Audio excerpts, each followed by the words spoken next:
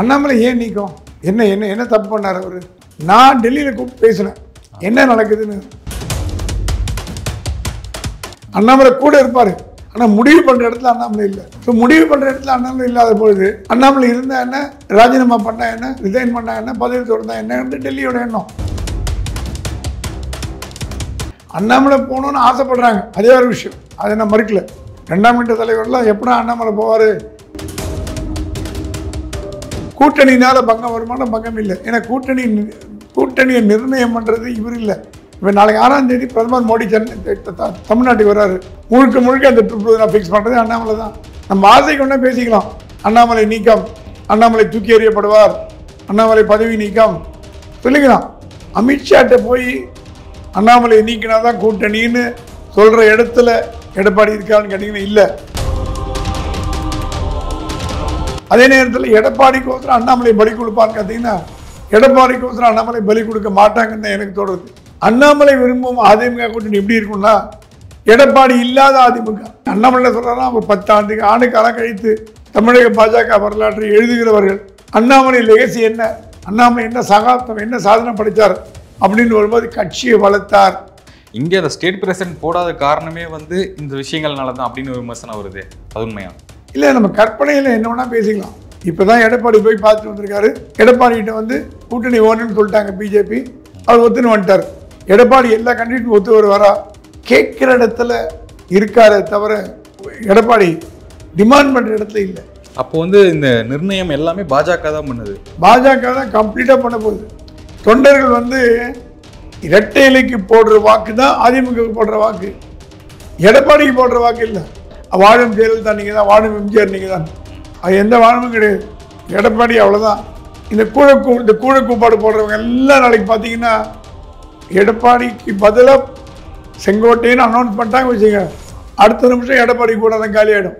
எங்கள் ஒற்றுமையாக இருக்காங்க. நயினார் நாகேந்திரன் அவருடைய தலைமையில் பாஜக, தமிழ்நாடு பாஜக அப்படிங்கிற மாதிரி அதற்கான வாய்ப்புகள் இருக்கு. நயினார் நாகேந்திரன்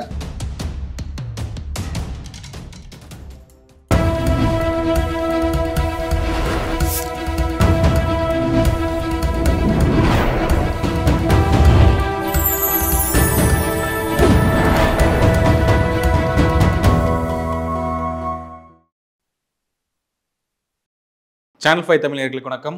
இன்றைய நேர்காணலில் நம்முடன் இருந்திருப்பவர் மூத்த பத்திரிகையாளர் திரு பிரகாசம் சாமி அவர்கள். வணக்கம் சார். வணக்கம் சார். 2 நாட்களாக தமிழக அரசில் ஒரு பரபரப்பான சூழல் அப்படின்னு தான் சொல்லணும். அண்ணாமலை அவர்கள் பதவியிலேருந்து விலகுகிறார். அந்த பதவி வேற ஒருத்தங்களுக்கு போகிறது, மாற்றம், நீக்கம், இந்த மாதிரி விஷயங்கள் தான் போயிட்டு இருக்கு. உங்கள் பதவியில் என்ன நடக்குது சார்? அண்ணாமலை அவர்கள் மாற்றமா, விலகலா, நீக்கமா, என்ன விஷயம்? அண்ணாமலை ஏன் நீக்கம்?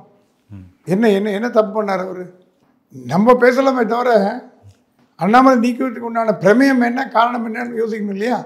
கூட்டணி சரி, நீங்கள் சொல்லலாம் சார், கூட்டணி அண்ணாமலை இருக்க மாட்டார், யார் சொன்னது அப்படின்னு யாராவது சொன்னாங்களா? பிஜேபியில் யாராவது கூப்பிட்டு சொன்னாங்களா அண்ணாமலை போயிட்டு போகிறான்னு? அண்ணாமலை போகணுன்னு ஆசைப்படுறாங்க, அதே ஒரு விஷயம், அதை நான் மறுக்கல. ரெண்டாம் கட்ட தலைவர்லாம் எப்படா அண்ணாமலை போவார், அண்ணன் எப்போ போவார், திண்ணை எப்போ காலியாகும்னு காத்துட்ருக்காங்க. ஆனால் அஃபிஷியலாக அண்ணாமலை போவார்னு யாராவது சொன்னாங்களா? இல்லை. இப்போ நாளைக்கு 6ஆம் தேதி பிரதமர் மோடி தமிழ்நாட்டுக்கு வர்றாரு. முழுக்க அந்த ட்ரிப் நான் ஃபிக்ஸ் பண்ணுறது அண்ணாமலை தான். மீனவர்களை சந்திக்க போகிறாரு, மீனவ பிரச்சனை பற்றி பேச போகிறாரு, பாம்பன் பாலத்தை துவக்கி வைக்க போகிறாரு, அண்ணாமலையை ஃபுல்லாக கூட இருக்க போகிறாரு. ஸோ நம்ம ஆசைக்கு ஒன்றே பேசிக்கலாம். அண்ணாமலை நீக்கம், அண்ணாமலை தூக்கி எறியப்படுவார், அண்ணாமலை பதவி நீக்கம் சொல்லிக்கலாம். என்ன ஒன்றா கருத்து சுதந்திரம் பேசிக்கலாம். ஆனால் உண்மை நிலவரம் தெரியாதவங்க பேசுகிற பேச்சு தான் அது. நான் டெல்லியில் கூப்பிட்டு பேசினேன், என்ன நடக்குதுன்னு. நோ சேஞ்ச் இன் அண்ணாமலை அப்படின்னாங்க. சரி, அடுத்த பாயிண்ட்டு, கூட்டணி அண்ணாமலைக்கு பங்கம் வருமா? கூட்டணி இன்னும் அமையலையே, இனிமேல் தான் அமைஞ்சு முடிவு பண்ணி பேச்சுவார்த்தை பண்ணி, அது இல்லாமல் கூட்டணி அமைக்க போகிறது அண்ணாமலை இல்லைங்க. இந்த பக்கம் எடப்பாடி பழனிசாமியோ செங்கோட்டையோ யார் இருந்தாலும், அந்த பக்கம் அமித்ஷாவும் மோடி, நட்டா, நம்ம அம்மையார் நிர்மலா சீதாராமன், இவங்க தான் உட்கார போகிறாங்க. அண்ணாமலை கூட இருப்பார், ஆனால் முடிவு பண்ணுற இடத்துல அண்ணாமலை இல்லை. ஸோ முடிவு பண்ணுற இடத்துல அண்ணாமலை இல்லாத பொழுது அண்ணாமலை இருந்தால் என்ன, ராஜினாமா பண்ணால் என்ன, ரிசைன் பண்ணால் என்ன, பதவி தொடர்ந்தா என்ன, டெல்லியோட எண்ணம். ஸோ கூட்டணிக்காக அண்ணாமலை ராஜினாமா பண்ணுவாரான பண்ண மாட்டார்னு நான் சொல்கிறேன். அண்ணாமலை கூடிய விரைவில் பதவி கன்ஃபார்ம் பண்ணி அது நிரந்தரம் பண்ணுறதுக்கான ஆர்டர் வரப்போகுது. நீங்கள் நமக்கு ஒன்றா தோணலாம், தமிழ்நாட்டில் ஏங்க ஒன்றும் பாஜக தலைவரே போடலன்னு. வெஸ்ட் பெங்காலில் கூட தான் போடல, கேரளாவில் ஒரு வருஷமாக போடாமல் இப்போ தான் ராஜீவ் சந்திரசேகரை போட்டாங்க. அப்படி பார்த்தீங்கன்னா தேசிய தலைவரே போடலையே பாஜகவில். அவ்வளோ சுறுசுறுப்பாக இருக்காங்க பாஜக, டக்கு டக்கு டக்குன்னு உட்காந்துக்கிறாங்க. ஏன் தேசிய தலைவர் போடலன்னு காரணம் தெரியுமா உங்களுக்கு? இந்த வாட்டி தேசிய தலைவர் வர போகிறது RSS பிரமுகர். அது அப்ரூவல் வாங்க நேற்று நாக்பூர் போயிருக்கார் மோடி. RSS சொல்லிச்சான், இந்த வாட்டி நாங்கள் சொல்கிற தலைவர் தான் பாஜக தலைவராக வரணும், நாங்கள் சொல்கிற கேண்டிடேட் தான். ஸோ அந்த பாஜக தலைவராக வரப்போகிறவர் RSS பின்னணி பின்புலம் கொண்டவர் அப்படிங்கிறது தெரிஞ்சு போச்சு. ஸோ அவர் வந்தவரை போட்டுக்கலாமே அப்படின்னு கூட இருக்கலாம். ஏன்னா இப்போ ஒரு MD கம்பெனி சேர்மன் வந்து GM போடுவாங்க, GM போட்டு அவுட் MD போட மாட்டாங்க.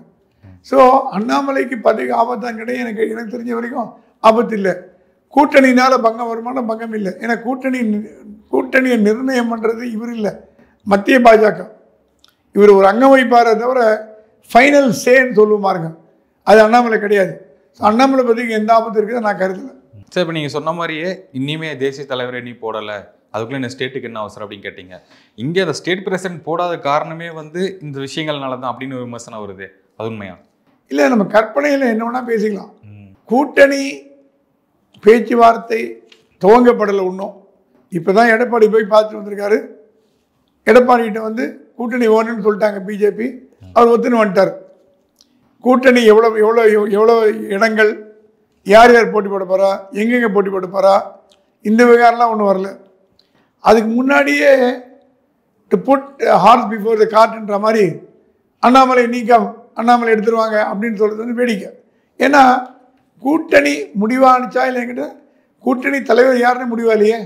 இந்த பக்கம் எடப்பாடியா செங்கோட்டையா அப்படிங்கிற கேள்வி இருக்குது. எடப்பாடி எல்லா கண்டிஷனும் ஒத்து வரா? என்ன கண்டிஷன்? OPS, டிடிவி தினகரன், சசிகலாவை இணைக்கணும். ரைட். அடுத்த கண்டிஷன், உங்களை முதலமைச்சர் கேண்டிடேட் நாங்கள் அனௌன்ஸ் பண்ணுறோம், ஆனால் கேண்டிடேட்டெல்லாம் வந்து எங்கள் கேண்டிடேட் நீங்கள் தலையிடக்கூடாது, எங்கே நான் கேட்குற தொகுதியை கொடுக்கணும். ஏன்னா கேட்குற இடத்துல இருக்காரே தவிர எடப்பாடி டிமாண்ட் பண்ணுற இடத்துல இல்லை. அப்போ வந்து இந்த நிர்ணயம் எல்லாமே பாஜக தான் பண்ணுது. பாஜக தான் கம்ப்ளீட்டாக பண்ண போகுது. அடுத்த கேள்வி கேட்கலாம், இங்கே தேசிய ஜனநாயக கூட்டணியில் பாட்டுக்கு டிடிவி இருந்துட்டு போட்டோம், OPS இருந்துட்டு போட்டோம், சசிகலா இருந்துட்டு போட்டோம், இப்போ இவர் இருக்க ராமதாஸ் இருக்க மாதிரி இருந்துட்டு போட்டோம், இந்த பக்கம் அதிமுக இருந்துட்டு போட்டோம் அப்படின்னு சொல்லலாம். அப்படி வச்சிங்கன்னா இவங்களை தோக்கடிச்சிருவாங்க அதிமுககாரங்க. ஏன்னா ஜென்ம பகை டிடிவி OPS மேலே தோக்கடிப்பாங்க. இப்போ பாராளுமன்ற தேர்தலையே OPS தோக்கடிச்சாங்க. அவங்க வந்து இடம் வந்து 3rd பிளேஸுக்கு வந்தாங்க, அது வேறு விஷயம். இருந்தாலும் எடப்பாடியோட பெரும் முயற்சியால் தான் OPS தோற்று போனார் பாராளுமன்ற தேர்தலில், அப்படின்னு எல்லாருக்குமே தெரியும். அந்த மாதிரி தோக்கடிக்கக்கூடாதுன்ற ஒரே நோக்கத்தில் தான் ரெட்டையில சின்னம் கேட்டு வாங்கினாங்க பிஜேபி. OPS ரெட்டையில, டிடிவி ரெட்டையில, சசிகலா ஆதரவு ரெட்டையில அப்படின்னு. ரெட்டையில போட்டி போட்டால் வச்சுக்கோங்க, தோக்கடிக்க முடியாது, மக்கள் ஓட்டு போட போகிறாங்க. தொண்டர்கள் வந்து இரட்டையிலைக்கு போடுற வாக்கு தான் அதிமுகவுக்கு போடுற வாக்கு, எடப்பாடிக்கு போடுற வாக்கு இல்லை. இரட்டையிலைக்கு போடுற வாக்கு தான். எடப்பாடி நினச்சிங்கன்னா நம்ம தான் எழுச்சி தமிழர், அந்த அந்த இந்த மக்கள் தமிழர், இந்த பட்டங்கிட்டெல்லாம் கொடுத்து நீங்கள் தான் அவர் உசி போயிட்டு விட்டாங்க. வாழும் ஜெயலலிதா நீங்கள் தான், வாழும் எம்ஜிஆர் நீங்கள் தான். அது எந்த வாழமும் கிடையாது. எடப்பாடி அவ்வளோதான், அதுக்கு மேலே எந்த ரெக்கக்னிஷனும் கிடையாது. ஆனால் இந்த கூழக்கூப்பாடு போடுறவங்க எல்லாம் நாளைக்கு பார்த்தீங்கன்னா எடப்பாடிக்கு பதிலாக செங்கோட்டைன்னு அனௌன்ஸ் பண்ணிட்டாங்க வச்சுங்க, அடுத்த நிமிஷம் எடப்பாடி கூட தான் காலி ஆகிடும். ஏன்னா செங்கோட்டையின் தலைமையில் அதிமுக, செங்கோட்டை தலைமையில் அதிமுக வந்து அவர்கிட்ட தான் எல்லாம் வர போகிறாங்க. ஒரு 2 பேர் கூட இருப்பான், அவர் கூட அவ்வளோதான். கொங்கு பெல்ட்லேருந்து தங்கமணி வேலுமெல்லாம் கூட இருக்க மாட்டாங்க. KP முனுசாமி தமிழ் எல்லாரும் பதவி வேணுங்க. பதவிக்கு ஆதாரமாக இருக்கிறது ரெட்டையில இருந்தால் மட்டும்தான் அதிமுக ஜெயிக்க முடியும். முன்ன ஜேனி மாதிரி இப்போல்லாம் கிடையாது, ஜெயலலிதாலாம் கிடையாது. ஸோ ரெட்டையில இல்லாமல் ஜெயிக்குமான்னு கேட்டீங்கன்னா ஜெயிக்காது. ரெட்டையில எங்கே இருக்கோ அதுதான் உண்மையான அதிமுகன்னு ப்ரூவ் ஆயிடுச்சு. ஓகே சார், இப்போது இந்த 4 ஆண்டு ஆயிடுச்சு, நீ தலைவர் பதவி போடலை. இந்த அதிமுகவோட டிமாண்ட் என்னன்னா அண்ணாமலை அவர்களை தூக்குங்க, நாங்கள் வந்து கூட்டணிக்கு வரோம் அப்படிங்கிற பேச்சுகள் வருது, அது உண்மையா?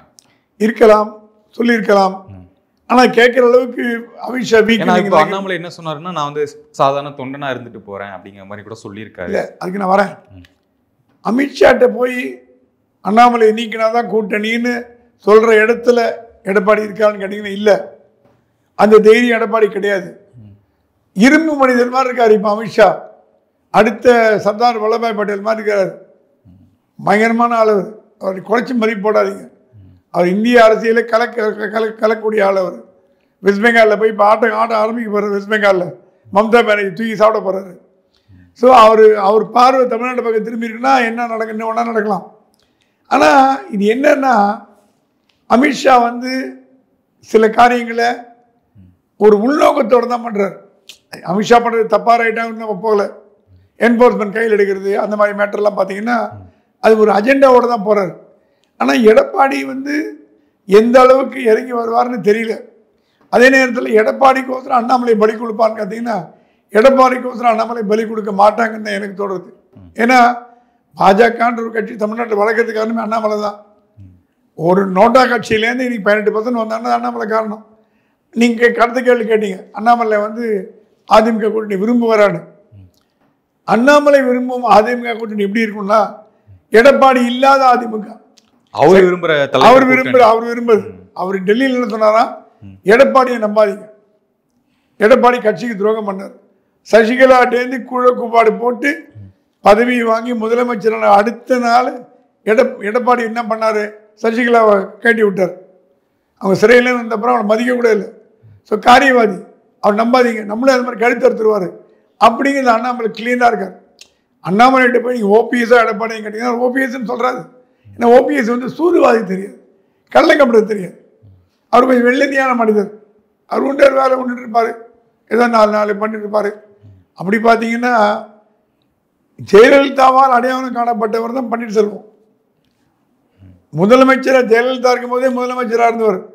அப்போ ஒருத்தர் கேட்டார் என்கிட்ட, ஜெயலலிதா வாரிசு யாருங்க? பன்னீர்செல்வம் தான், எடப்பாடி இல்லை. எடப்பாடி ரேஸ்லேயே இல்லை. அப்போது 2 தடவை முதலமைச்சராகினாங்க ஜெயலலிதா. அப்போ அடையாளம் காமிச்சிட்டாங்கல்ல. அப்போ வந்து ஜெயலலிதா நடிச்சிருந்தாங்கன்னா எடப்பாடியை முதலமைச்சராக போட்டுக்கலாம், செங்கோட்டையனை போட்டுக்கலாம், தளவாய் சுந்தரத்தை போட்டுக்கலாம், யாரோட போட்டுக்கலாம், பிஹெச் பாண்டியோட மனோஜ் பாண்டியனோட போட்டுக்கலாம். ஆனால் ஜெயலலிதா தேர்ந்தெடுக்கப்பட்டது பன்னீர்செல்வம். ஆகவே அந்த பன்னீர்செல்வம் தான் அதிமுக வழிநடத்துக்கு திறமையானவர்னு அண்ணாமலை கருதுறதுல தப்பு இல்லையே. அவர் ஹிஸ்டரியை வச்சு தான் சொல்கிறாரு. அதனால் காலம் கணிந்து வந்து இல்லை, இப்போ அண்ணாமலை முடிவெடுக்கக்கூடிய இடத்துல இல்லை அப்படின்னு நீங்கள் சொல்கிறீங்க. ஆமாம், அவருடைய டிமாண்ட் வந்து அமித்ஷா முடியவர்கள் கேட்பாங்களா? அண்ணாமலையுடைய டிமாண்ட் ஆச்சு இல்லை, அண்ணாமலை எடுத்து சொல்லுவார், எடப்பாடியை நம்பாதீங்க.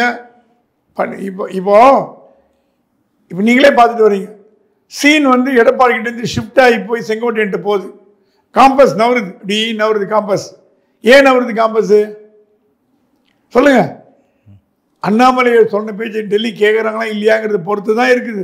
2 ஆப்ஷன் மாதிரி வைக்கிறாங்க. சரி, நீங்கள் கேட்கலாம், இந்த ஆப்ஷனை வச்சு எடப்பாடியை வந்து மிரட்டலாம். சரி, மிரட்டலாம், அது தப்பில்லை. என்னை பொறுத்த வரைக்கும் அண்ணாமலை எடப்பாடி கூட வேலை செய்ய தயாராக இருப்பார், செங்கோட்டையனோட வேலை செய்ய தயாராக இருப்பார், ஓபிஎஸோட வேலை செய்ய தயாராக. அவருக்கு ஒன்று தமிழ்நாட்டில் பாஜக வளரணும், பாஜக தமிழ்நாட்டில் வளரணும்.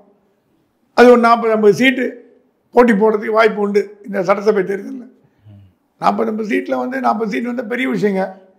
அண்ணாமலையோட லெகசி, அண்ணாமலை சொல்கிறாரா, ஒரு 10 ஆண்டு காலம் கழித்து தமிழக பாஜக வரலாற்றை எழுதுகிறவர்கள். அண்ணாமலை லெகசி என்ன, அண்ணாமலை என்ன சகாப்தம், என்ன சாதனை படைத்தார் அப்படின்னு வரும்போது கட்சியை வளர்த்தார். இப்போ இந்த 4 எம்எல்ஏக்களும் அண்ணாமலை வளர்த்தான்னு சொல்ல முடியாது, ஏன்னா முருகன் பீரியடில் போடப்பட்டாங்க. அண்ணாமலை தலைவராக வந்து இப்போ ஒரு 40 எம்எல்ஏ வந்தாங்கன்னா அது அண்ணாமலைக்கு பெருமை. இந்த லெகசி காப்பாற்ற பண்ணணும்னு விரும்புகிறார். அது ஒரு அரசியல் தலைவரோட ஒரு ஒரு முக்கியமான ஒரு மைல் ஸ்டோனாக இருக்குன்னு பார்த்தா அதில் ஒன்றும் ஆசைப்படுறது தப்பு இல்லையே. இப்போ 40 எம்எல்ஏக்களுக்கு வந்து வாய்ப்பு இருக்கா? ஏன்னா பல வருடமும் வந்து இப்போ நோட்டா கட்சி நீங்களே குறிப்பிட்டீங்க, இப்போ தான் வந்து ஒரு 4 எம்எல்ஏக்கள் வந்திருக்காங்க. அப்படிங்கும்போது 40 சீட்டு ஜெயிக்கிறதுக்கான வாய்ப்புகள் இருக்கு, வாய்ப்பு உண்டு. ஏன்னா இப்போ தொகுதிகளில் வந்து 50-50 எடுத்துக்கலான்னு ஒரு பேச்சுவார்த்தை முதல்ல அமித்ஷா ஆரம்பித்தாராம். அதுக்கு எடப்பாடி ஒத்துக்கல, 50-50 முடியாதுங்கன்னு. சரி, போனால் மட்டும் 60-40ன்ற மாதிரி பேச ஆரம்பிச்சிருக்காங்க. மொத்த தொகுதியில் 40 வச்சா 40% வச்சா மட்டும் எவ்வளோ வருதுன்னு பாருங்கள். அதில் கொஞ்சம் கொஞ்சம் எடுத்து கூட்டணி கட்சிகளுக்கு பாமக, ஜி.கே. வாசன், அப்புறம் வந்து கிருஷ்ணசாமி இவங்களுக்கெல்லாம் கொடுக்கப்படலாம். எப்படி கொடுக்கப்பட்டாலும் 50 சீட்டு 60 சீட்டுக்கு மேலே போட்டி போடும். இப்போ இருக்கிற லெவலில் திமுக 26 தேர்தலில் 3வது இடத்துக்கு வரத்துக்கு தான் வாய்ப்பு இருக்குது.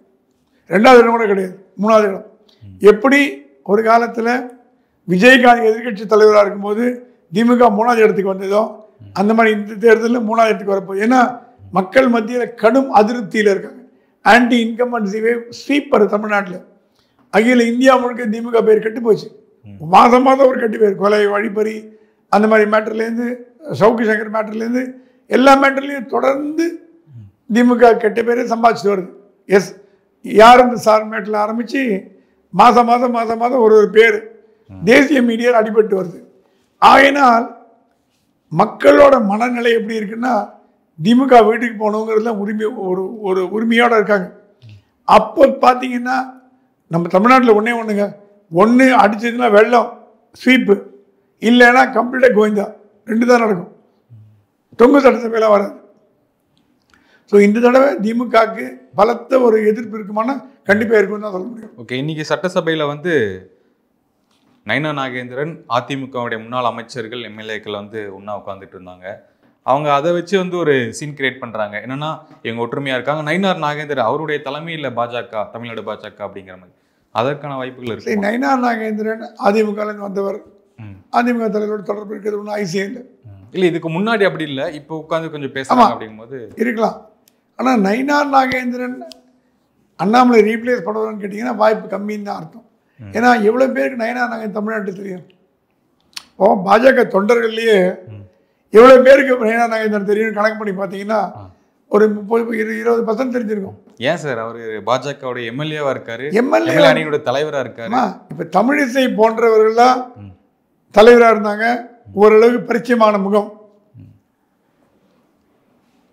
அதே மாதிரி நீங்கள் பார்த்தீங்கன்னா எல் முருகனும் மத்திய அமைச்சர். இப்போ எனக்கு கேட்டால் பாப்புலாரிட்டி ரேங்கிங்கில் பார்த்தீங்கன்னா அண்ணாமலை, எச் ராஜா. ஏன்னா எச் ராஜா மைக் எடுத்து பேசிகிட்டே இருப்பார். தமிழிசை அந்த ஆர்டர் தான் வருது. அந்த ஆர்டரில் 6வது 7வது தான் வந்து நயினார் வர்றார். அப்படி இருக்கும்பொழுது ஏங்க ஒரு எம்எல்ஏவோட போய் பேசுறதுனால அவருக்கு கட்சி தலைவர் பதவி கொடுக்குறான்னு நினைக்கிறதுக்கு இது ஒன்றும் காங்கிரஸ் கட்சி இல்லை. காங்கிரஸ் கட்சி அந்த மாதிரி வேலைலாம் பண்ணும். பாஜக கட்டுக்கோப்பான கட்சி. அதே நேரத்தில் கட்சி தலைவர்களுக்கு சுதந்திரமும் கொடுக்கப்பட்டிருக்கு. இப்போ நயினார் நாகேந்திரன் கூப்பிட்டு நீங்கள் அதிமுக எம்எல்ஏ பேசாதீங்கன்னு சொல்ல மாட்டாங்க, நீங்கள் பேசுகிறத பேசிங்க. அதனால் இவங்களுக்கு இன்ஃப்ளூயன்ஸ் ஆகி மாற்றுவாங்களான்னு கேட்டிங்கன்னா அதுக்கு ரொம்ப வாய்ப்புகள் குறைச்சல். நீங்கள் பேசுகிறதுனால ஒன்று நாளைக்கு நீங்கள் தான் தலைவர்னு பார்த்தீங்கன்னா அப்போ வந்து மற்ற அரசியல் கட்சியோட நட்பாக இருக்கிற தமிழிசையெல்லாம் தலைவராகிடுவாங்களா? தலைவராகிறதுக்கு தகுதி வந்து வேறு, அது மத்திய பாஜக தான் முடிவு பண்ணும். இது சும்மா ஒரு ஃப்ரெண்ட்லியாக பேசுகிறதுனால இவர் தூக்கிட்டு இவர் போடுவாங்க நம்ம கற்பனை. உங்கள் நேரத்துக்கும் மிக்க நன்றி. வணக்கம். நன்றி, வணக்கம்.